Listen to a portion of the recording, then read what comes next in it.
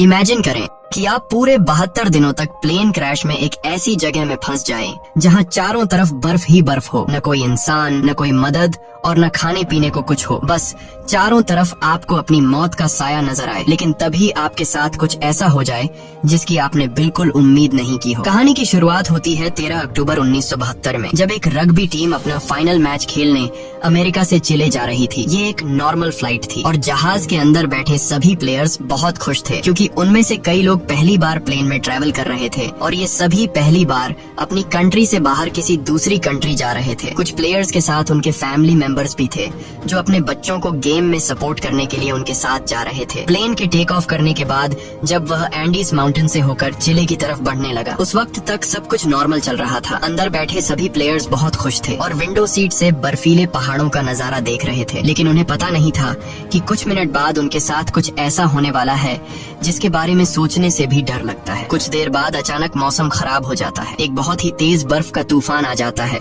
जिससे जहाज तेजी से झटके खाने लगता है। झटके लगने की वजह से सभी पैसेंजर्स घबरा जाते हैं, लेकिन अंदर बैठा एक पैसेंजर बताता है कि जब कोई प्लेन पहाड़ों के ऊपर से गुजरता है तो प्लेन में टर्बुलेंस होता है, यानी ये कोई खतरे की बात नहीं है, जल्द ही सब कुछ नॉर्मल हो जाएगा। लेकिन जैसे जैसे ये प्लेन आगे बढ़ रहा था, इसका टर्बुलेंस भी बढ़ता जा रहा था। जहाज अब और तेजी से झटके खाने लगा। प्लेन के अंदर मौजूद सारा सामान इधर उधर गिरने लगा। ये देखकर लोगों के बीच हलचल मच गई। पायलट्स जहाज को संभालने की कोशिश कर रहे थे, मगर अब जहाज कंट्रोल से बाहर हो गया था। इससे पहले कि पायलट्स कुछ कर पाते, सामने एक पहाड़ आता है और ये जहाज सामने के पहाड़ से जा टकराता है और दो हिस्सों में अलग हो जाता है। एक प्लेयर तो जहाज के टकराते ही प्लेन के पिछले पार्ट के साथ ही उड़ जाता है और हवा में गायब हो जाता है, जबकि प्लेन का आगे का हिस्सा तेजी से रगड़ते हुए बर्फ की एक बड़ी सी चट्टान से जा टकराता है। ये टकराव इतना तेज था कि प्लेन की सभी सीट्स एक दूसरे के साथ चिपक जाती हैं, जिसमें कई लोग कुचल कर मारे गए। अब जो लोग इस एक्सीडेंट से बच गए थे, उन्होंने खुद को संभाला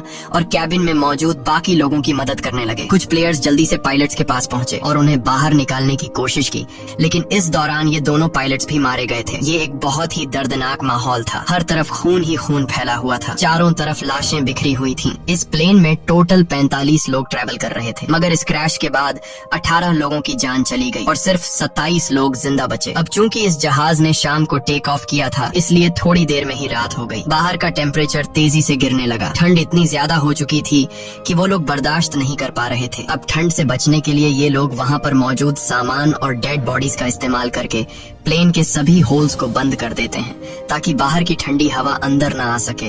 और ये सभी लोग ठंड से बचने के लिए एक दूसरे के साथ चिपक कर बैठ गए। इन सभी की हालत काफी खराब थी। ये अभी भी काफी गहरे सदमे में थे, क्योंकि उन्हें समझ आ चुका था कि ये लोग अब नहीं बच पाएंगे। खैर, जैसे तैसे करके इन लोगों ने रात गुजारी। जब सुबह धूप निकली तो उन्होंने देखा कि 4-5 और लोग ठंड की वजह से मर गए हैं। लेकिन अच्छी बात ये थी कि अब तूफान रुक चुका था। बाहर का मौसम नॉर्मल हो चुका था। जब ये लोग प्लेन से बाहर आए तो उन्हें दूर दूर तक चारों तरफ सफेद बर्फ के अलावा और कुछ भी नहीं दिखाई दिया। अब इन लोगों को जल्द से जल्द इस जगह से निकलना होगा, क्योंकि ये लोग यहाँ ज्यादा दिन तक जिंदा नहीं रह पाएंगे। इनके आसपास न तो कोई घर था, न ही कोई जानवर और न ही कोई पेड़ पौधे जिनसे ये लोग सरवाइव कर सकें। अब सबसे पहले इन लोगों ने प्लेन की सीट्स को बाहर निकाला, ताकि प्लेन के अंदर सभी के सोने की जगह बन सके। उसके बाद उन्होंने घायल लोगों को धूप में लिटाया, ताकि उनकी बॉडी गर्म हो सके। और ये लोग पानी पीने के लिए बर्फ को पिघलाकर एक एक बूंद करके पानी जमा करने लगे। उसके बाद उन्होंने सभी लोगों का सामान इकट्ठा किया। कोई काम की चीज मिलने पर उसे एक अलग सूटकेस में रखते गए। अब जो लोग इस एक्सीडेंट में मारे गए थे,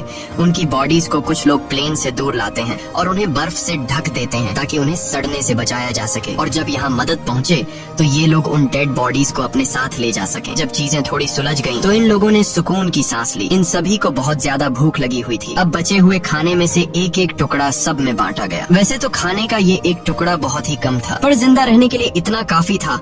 हालांकि सब जानते थे कि यह खाना उन्हें तब तक चलाना होगा जब तक उनके पास कोई मदद न पहुंचे। सबको लगा कि अब तक गवर्नमेंट को पता चल चुका होगा कि उनका प्लेन क्रैश हो चुका है और जल्द ही इन लोगों को रेस्क्यू कर दिया जाएगा।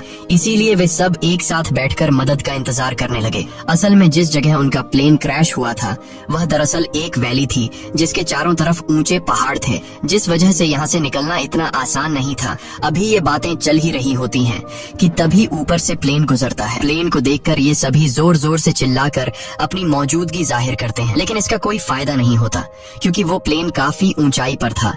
जिससे वो नीचे मौजूद फंसे हुए लोगों को देख नहीं पाता और प्लेन उनकी नजरों के सामने से होते हुए गायब हो जाता है। कुछ घंटे बाद रात हो गई। ये सभी एक्स्ट्रा कपड़े पहनकर प्लेन के अंदर छिप गए और अंदर मौजूद लगेज का इस्तेमाल करके प्लेन के सभी होल्स को बंद कर देते हैं। इस तरह से ये रात भी गुजर गई और अगली सुबह नांदो नाम के एक आदमी को होश आया जो प्लेन क्रैश के बाद से ही बेहोश पड़ा था। नांदो की हालत इतनी खराब थी कि वो अपने पैरों पर खड़ा नहीं हो पा रहा था, लेकिन इसके बावजूद वो अपनी बहन के पास गया और उसे गले से लगा लिया। जब नांदो ने अपने पेरेंट्स के बारे में पूछा तो उसे बताया गया कि उसके मॉम डैड मर चुके हैं। ये सुनकर उसे काफी दुख हुआ। उधर बाकी लोगों ने दोबारा से बर्फ पिघलाई और थोड़ा पानी इकट्ठा किया और उसे पीकर गुजारा करने लगे। उन्होंने जमीन पर एक्स का साइन भी बनाया ताकि ऊपर से गुजरने वाले जहाज को नजर आ सके। कुछ देर बाद एक और प्लेन उनके ऊपर से गुजरा, जिसे देखकर ये लोग बहुत खुश हो जाते हैं और इन लोगों ने शीशे चमकाकर उसका ध्यान खुद की तरफ खींचने की कोशिश की, लेकिन ये प्लेन भी उन्हें इग्नोर करके चला गया।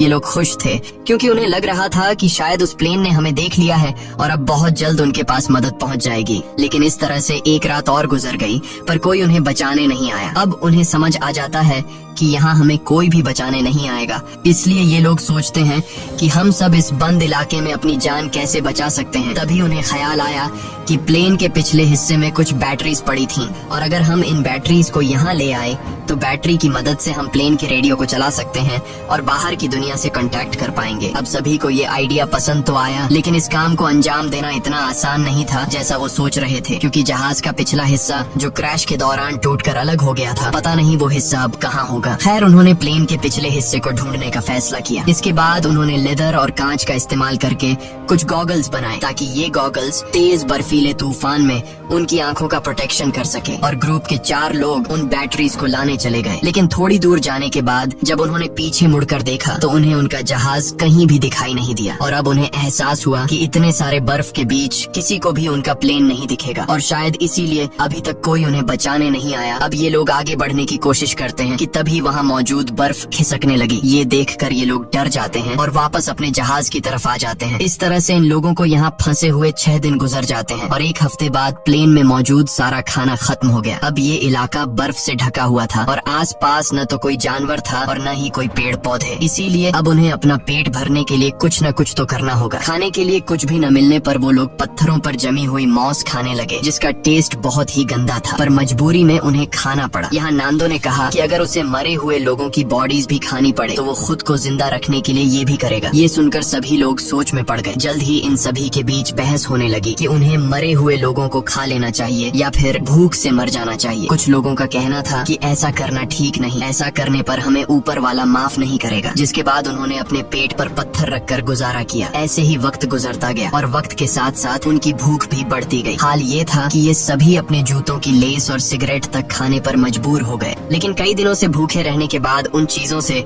उनकी भूख कहाँ मिटने वाली थी। ऐसे ही कुछ दिन और गुजर गए और भूख के चलते नंदो की बीमार बहन मर गई। नंदो ने अपने माता पिता के साथ साथ अपनी बहन को भी खो दिया। इस तरह से वक्त गुजरता गया और इन लोगों ने जैसे तैसे करके खुद को 9 दिनों तक जिंदा रखा, लेकिन अब तक उनकी भूख इतनी बढ़ चुकी थी कि उनके दिमाग ने भी काम करना बंद कर दिया था और अब उनकी मौत उनसे सिर्फ 1 कदम दूर थी। अब उनके पास कोई और दूसरा चारा नहीं था, इसीलिए उन्होंने उन डेड बॉडीज को खाने का फैसला किया। सबसे पहले 4 लोग प्लेन से बाहर गए और लाशों को काटकर खाने लगे। उन्हें खाते देख कुछ और लोगों ने भी अपना मन बदल दिया और वे भी उनके पास गए अपना पेट भरने के लिए। लेकिन 5 लोग ऐसे थे जिन्हें अपनी मौत तक मंजूर थी, पर किसी दूसरे इंसान को खाना ठीक नहीं समझा। अगले दिन से ये लोग लाशों को दूर ले जाकर काटने लगे ताकि इन 5 लोगों को कोई तकलीफ न हो। यहाँ पर नुमा नाम के एक लड़के को बर्फ में दबा एक सूटकेस मिला। सूटकेस को खोलने पर उन्हें अंदर एक रेडियो मिला। रेडियो को ऑन करने के बाद उन्हें पता चलता है कि इसमें सिग्नल नहीं है, जिसके लिए इन लोगों ने चीजों को जोड़कर एक एंटेना बनाया और इस रेडियो पर उन्होंने एक न्यूज सुनी जिसमें बताया जा रहा था कि सरकार ने इनके खोज में कई रेस्क्यू ऑपरेशंस चलाए थे और 66 के करीब हवाई जहाजों को उनकी तलाश में भेजा था। लेकिन इतनी कोशिशों के बावजूद जब इन लोगों का कोई अता पता नहीं चल सका तो सरकार ने उन्हें मरा हुआ डिक्लेयर कर दिया। इसीलिए अब गवर्नमेंट ने इन लोगों को ढूंढना बंद कर दिया है। ये खबर सुनकर ग्रुप के सभी लोगों की हिम्मत टूट गई और उनके जिंदा बचने की सारी उम्मीदें मिट्टी में मिल गईं। अब उन बचे हुए 5 लोगों में से जिन्होंने डेड बॉडीज को खाने से इनकार कर दिया था, उनमें से 4 लोगों ने भी मांस खा लिया, क्योंकि वे जान चुके थे कि यहाँ उनकी कोई मदद करने नहीं आएगा और अब उन्हें खुद कुछ करना होगा यहाँ से निकलने के लिए। यहाँ ग्रुप के 3 लोगों ने दोबारा से जहाज के पिछले हिस्से को ढूंढकर उसमें लगी बैटरीज को लाने का फैसला किया ताकि वे उसका इस्तेमाल करके बाहरी दुनिया से कांटेक्ट बना सकें और उन्हें बता सके कि हम अभी भी जिंदा हैं। इसके बाद 3 लोग प्लेन के पिछले हिस्से को ढूंढने निकल पड़े और कई घंटों तक चलने के बाद उन्हें प्लेन के कुछ टुकड़े मिले जिन्हें ये लोग उठा लेते हैं और साथ ही उस खिलाड़ी की लाश भी मिली जो क्रैश के वक्त उनसे बिछड़ गया था। उन्होंने उसकी लाश को दफना दिया और अपना सफर जारी रखा क्योंकि अब उन्हें भी अंदाजा हो चुका था कि प्लेन का पिछला हिस्सा यहाँ आसपास ही होगा। घंटों की चढ़ाई के बाद ये सभी काफी थक चुके थे और इन बर्फीली हवाओं के चलते उनका सांस लेना भी मुश्किल हो रहा था। जल्द ही रात हो गई और इन लोगों ने एक चट्टान की आड़ में छिपकर रात गुजारने का फैसला किया। अगली सुबह जब उनकी आंख खुली तो ये सभी बर्फ से ढके हुए थे और इन तीनों की हालत काफी खराब थी। ठंड इतनी ज्यादा थी कि उनमें से एक की तो आंखें तक जम चुकी थीं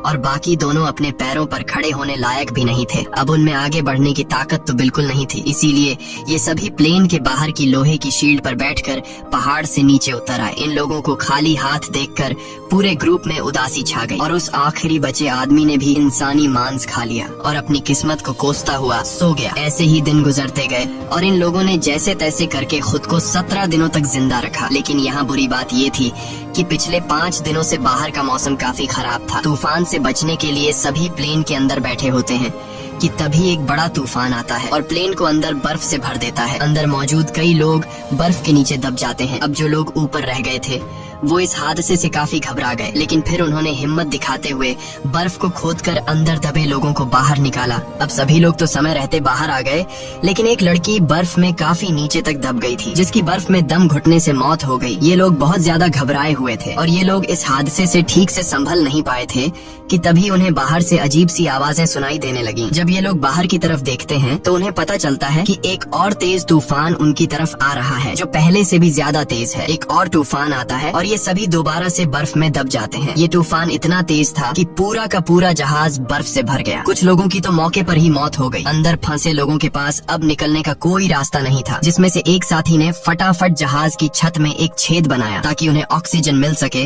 और दम घुटने से बच सके। ये लोग हाथ जोड़कर सिर्फ यही विश कर रहे थे कि अब उनके ऊपर और बर्फ न गिरे, वरना ये सभी हमेशा के लिए यहीं दबकर रह जाएंगे। कुछ घंटों बाद उन्होंने खुद को संभाला और कुल 8 डेड बॉडीज को इकट्ठा करके उन्हें कोने में रख दिया। अब इस तरह से उन्हें यहाँ फंसे हुए 18 दिन गुजर चुके थे और उनका भूख से बुरा हाल हो गया था। अब जिंदा रहने का सिर्फ एक ही रास्ता था कि वे अंदर मौजूद डेड बॉडीज का मांस खा लें। लेकिन ऐसा करना इन सभी के लिए बहुत मुश्किल था क्योंकि ये सभी डेड बॉडीज उनके अपने लोगों की थी। अब ये सब देखकर नुमा नाम के उस लड़के ने खुद पर से कंट्रोल खो दिया। वो गुस्से में आया और प्लेन की खिड़की तोड़ने लगा। इस दौरान कांच का एक टुकड़ा उसके पैर में घुस गया, लेकिन इसके बाद भी वो रुका नहीं और बर्फ में छेद करता गया। पूरे 2 दिनों की मेहनत के बाद ये सब ऊपर की तरफ छेद करने में कामयाब हुए, जिसके बाद वे सभी बाहर निकल आए। बाहर आकर ये सभी इतने खुश थे जैसे ये सभी मौत की कैद से आजाद हो गए हों। उन्होंने जिंदा बचने की खुशी मनाई और फिर बर्फ खोदकर प्लेन को बाहर निकालने लगे। इस दौरान नुमा नोटिस करता है कि उसके पैर में जो चोट लगी थी उसमें अब कोई दर्द नहीं है क्योंकि बर्फ ने उसके जख्म को सुन्न कर दिया था। हालांकि वो इस पर ज्यादा ध्यान नहीं देता और बर्फ खोदना जारी रखता है। अब आसमान में सूरज निकला हुआ था, इसलिए उन्हें बर्फ खोदने में ज्यादा परेशानी नहीं हुई और कुछ घंटों में ही जहाज बाहर आ गया। अब धूप काफी अच्छी थी, इसलिए वे सभी प्लेन के पिछले हिस्से को ढूंढने की सोचने लगे, लेकिन उन्हें कोई आइडिया नहीं था कि वे इन बर्फीली रातों का सामना कैसे करेंगे। इसलिए उन्होंने थोड़ा और इंतजार करने का फैसला किया क्योंकि गर्मियों का मौसम आने वाला था और इस दौरान इस चढ़ाई को पार करना थोड़ा आसान होगा। देखते ही देखते 34 दिन गुजर गए और अब मौसम पहले से थोड़ा बेहतर हो गया। अब जो लोग पहली बार प्लेन की तलाश में गए थे उनकी तबीयत अभी तक खराब थी और वे दोबारा से चढ़ाई करने की हालत में बिल्कुल नहीं थे। कुछ घंटों बाद उन्हें पता चलता है कि उनका एक और साथी भूख के चलते मर गया है। ये देखकर ये लोग बहुत ज्यादा मायूस हो जाते हैं और उसे बर्फ में दफना देते हैं। ऐसे ही 2 दिन और गुजर गए और 36वें दिन उन्होंने फैसला किया कि अगर उन्हें अपनी जान बचानी है तो जहाज के बैक साइड से बैटरीज लाकर बाहरी दुनिया को इन्फॉर्म करना होगा, वरना हम एक एक करके सब मर जाएंगे। जिसके बाद ग्रुप के 4 लोगों ने ऊपर चढ़ाई करने का फैसला किया और उन 4 लोगों के नाम थे रोबर्टो, टिंटिन, नुमा और नांदो। इन लोगों ने ठंड से बचने के लिए ढेर सारे कपड़े पहने और प्लेन की तलाश में निकल पड़े, लेकिन कई घंटों तक चलने के बाद भी उन्हें उनका प्लेन कहीं दिखाई नहीं दिया। तभी नुमा की तबीयत बिगड़ने लगी और वो चक्कर खाकर गिर जाता है। यहाँ बाकी लोगों ने देखा कि उसके पैर की चोट में इन्फेक्शन फैल चुका है, इसीलिए वे सब तय करते हैं कि वापस नुमा को नीचे ले जाएंगे, लेकिन नुमा ने ऐसा करने से मना कर दिया। उसने अकेले ही नीचे जाने का फैसला किया और बाकी लोगों से आगे बढ़ने को कहा। अब नुमा प्लेन के पास तो लौट आया आया, लेकिन उसकी हालत इतनी खराब थी कि वहाँ पहुँचते ही वो बेहोश हो गया। थोड़ी देर बाद जब उसे होश आया तो उसने देखा कि उसके साथी प्लेन से बर्फ हटाने की कोशिश कर रहे थे। वो भी उनकी मदद करना चाहता था, लेकिन कमजोरी के मारे वो हिल तक नहीं पा रहा था। दूसरी तरफ वे 3 साथी कई घंटों का सफर तय करने के बाद उस जगह पहुंच जाते हैं जहां प्लेन का पिछला हिस्सा था, जो चट्टान से टकराने के बाद टूट गया था। इसे देखकर ये तीनों बहुत खुश हो जाते हैं और प्लेन के पिछले हिस्से के पास जाते हैं। जब ये तीनों जहाज की जांच करने लगे तो उन्हें बैटरीज के अलावा और भी बहुत कुछ मिला, जैसे कि ढेर सारे कपड़े, रम की बॉटल्स और कई सारे सिगरेट के पैकेट्स। ये लोग सामान लेकर वापस अपने प्लेन के पास आते हैं, जहाँ उन्होंने बैटरी को प्लेन के रेडियो में डाला और बाहरी दुनिया से कांटेक्ट बनाने की कोशिश की, लेकिन बदकिस्मती से रेडियो खराब हो चुका था और इस तरह से उनकी आखिरी उम्मीद भी मिट्टी में मिल जाती है। उधर नोमा की तबीयत भी बिगड़ती जा रही थी और अब उसका इन्फेक्शन पूरी बॉडी में फैल चुका था। प्लेन से मिला खाना भी अब खत्म हो गया था, इसलिए ये सभी दोबारा से ह्यूमन मीट खाने लगे। नोमा ने खाना पीना बंद कर दिया ताकि बाकी लोगों के लिए ज्यादा खाना बचे, क्योंकि वह जान चुका था कि अब उसकी जान नहीं बचेगी। अब ग्रुप के कुछ लोग एक बार फिर प्लेन के पिछले हिस्से तक गए, इस उम्मीद में कि उन्हें कुछ काम लायक मिल सके। इस बार उनकी किस्मत ने साथ दिया और उन्हें एक वाटरप्रूफ कपड़ा मिला, जिससे जोड़कर उन्होंने एक स्लीपिंग बैग बनाया। इसके बाद उन्होंने रेडियो पर खबर सुनी कि प्लेन क्रैश को 58 दिनों के गुजर जाने के बाद अब सरकार उन्हें ढूंढने के लिए एक आखिरी मिशन चलाएगी। ये खबर सुनकर सभी में दोबारा से जान आ गई और जिंदा बचे रहने की एक छोटी सी उम्मीद मिली। यहाँ कुछ लोगों ने कहा कि हमें यहीं रुककर उनका इंतजार करना चाहिए, जबकि बाकी लोगों ने कहा कि अगर हम यहीं रहेंगे तो कोई भी हमें देख नहीं पाएगा, इसलिए हम में से कुछ लोगों को पैदल चलकर मदद बुलानी चाहिए। रात को नोमा की तबीयत बहुत ज्यादा बिगड़ने लगी। वह अपनी जिंदगी की आखिरी सांसें ले रहा था। मरने से पहले उसने सभी से कहा कि जब मैं मर जाऊं तो तुम सब मुझे अपना खाना बना लेना। ये शब्द कहकर नोमा की मौत हो गई। नोमा के इन आखिरी शब्दों से सबको हिम्मत मिलती है और उन्हें नोमा के पास से एक लेटर मिला। उस लेटर में नोमा ने लिखा था कि वह बहुत खुश है कि वह अपने दोस्तों के बीच मरा, क्योंकि उसे इससे अच्छी मौत नहीं मिल सकती। अब नोमा का लेटर पढ़कर सभी के अंदर एक अलग सा जोश आ गया और ग्रुप के 3 लोग दोबारा से मदद की तलाश में निकल पड़े। इन तीनों ने एक स्लीपिंग बैग और ढेर सारा खाना लेकर अपना सफर शुरू किया। इस बार इन तीनों ने ठान लिया था कि वे हर हाल में इन पहाड़ों को पार करेंगे और चिले तक पहुंचकर सबके लिए मदद बुलाएंगे। ये तीनों बिना रुके चढ़ाई करते रहे और जब रात हुई तो वे उस स्लीपिंग बैग के अंदर सो गए। अगली सुबह उन्होंने फिर से अपनी चढ़ाई शुरू कर दी और पहाड़ की चोटी तक पहुंच गए, लेकिन ऊपर का नजारा देखकर मानो उनकी हिम्मत टूट गई। उनके सामने पहाड़ ही पहाड़ थे और इसका मतलब था कि उन्हें अभी काफी लंबा रास्ता तय करना था। उनके मन में ख्याल आया कि वे सभी वापस लौट जाएं, क्योंकि इस सफर को पूरा करने के लिए उनके पास 3 लोगों का खाना नहीं था। यहाँ टिन ने अपना खाना इन दोनों को दे दिया और खुद वापस लौट गया, ताकि ये दोनों इस सफर को आसानी से पूरा कर सके। हालांकि ये सफर काफी लंबा और चैलेंज से भरा हुआ था, लेकिन फिर भी इन दोनों ने हार नहीं मानी और आगे बढ़ते रहे। और आखिरकार 10 दिनों तक लगातार चलने के बाद इन दोनों की मेहनत रंग लाई। वे एक ऐसे इलाके में पहुँचे जहाँ ऊपर के मुकाबले बर्फ काफी कम थी। इन दोनों को एक साफ पानी की नदी भी मिली, जहाँ रुककर उन्होंने ढेर सारा पानी पिया। तभी कुछ ऐसा हुआ जिसकी किसी ने उम्मीद नहीं की थी। उन्हें घोड़े पर सवार एक आदमी दिखा जो नदी के उस पार खड़ा था। पहले तो इन दोनों को उस आदमी को देखकर अपनी आंखों पर यकीन नहीं हुआ। वे समझ रहे थे कि जैसे वे सपना देख रहे हैं, पर जल्द ही उन्हें एहसास हुआ कि यह भ्रम नहीं बल्कि सच में एक इंसान है। उस आदमी को देखकर उनकी खुशी का ठिकाना नहीं रहा। उन्होंने जोर जोर से चिल्लाकर उस आदमी से मदद मांगी, लेकिन वह आदमी उनकी बात नहीं समझ पाया, क्योंकि वह उनसे काफी दूर था और बहते पानी के शोर में कुछ सुन नहीं पा रहा था। इसलिए उसने एक पेपर और पेंसिल नदी के उस पार फेंकी ताकि ये दोनों लिखकर कुछ बता सके। और इन दोनों ने उस कागज पर अपनी सारी कहानी लिख दी। कागज पर लिखी सारी कहानी पढ़ने के बाद ये आदमी उस कागज को लेकर सरकारी ऑफिसर के पास पहुँचा, जहाँ ऑफिसर को भी पता चला कि 2 महीने पहले जिस प्लेन क्रैश में हम लोगों को मरा हुआ समझ रहे थे, उनमें से कुछ लोग अभी भी जिंदा हैं। और खबर मिलते ही सरकार ने इन सभी लोगों को बचाने का मिशन चालू कर दिया। ये आदमी रोबर्टो और नांदो को अपने घर ले आया, जहां उन्होंने पेट भरकर खाना खाया। अब ये खबर पूरे शहर में आग की तरह फैल गई और बहुत जल्द वहाँ रिपोर्टर्स का मेला लग गया और बर्फीले पहाड़ों के बीच फंसे लोगों ने भी ये खबर रेडियो पर सुन ली, जिससे सभी खुशी के मारे उछलने लगे। इसके बाद उन्होंने अपने हाथ मुंह धोए और अपना अपना सामान पैक कर लिया। जल्द ही रेस्क्यू टीम रोबर्टो और नांदो मददों को लेकर उस लोकेशन पर पहुंची और प्लेन क्रैश के 72 दिनों बाद आखिरकार उन लोगों को बचा लिया गया। इसके बाद इन सभी लोगों को शहर लाया गया जहां ये लोग अपने परिवार वालों से मिले और शहर के सभी लोगों ने इनका हीरोज की तरह स्वागत किया। अब इन सभी लोगों को हॉस्पिटल में एडमिट किया गया। यहाँ इन सभी ने एक दूसरे को नहलाने में मदद की और फिर इन लोगों को अलग अलग बिस्तर दिए गए। लेकिन उस रात भी ये सभी एक दूसरे के साथ सोए क्योंकि इस हादसे के बाद ये सभी काफी गहरे सदमे में थे। कहानी के एंड में हमने जाना कि इस प्लेन में कुल 45 लोग ट्रैवल कर रहे थे, जिनमें से सिर्फ 16 लोगों की जान बच पाई। इसी के साथ सच्ची कहानी पर बनाई गई ये फिल्म खत्म हो जाती है। अगर आपको स्टोरी अच्छी लगी हो तो हमारे चैनल को सब्सक्राइब और वीडियो को लाइक जरूर कीजिएगा।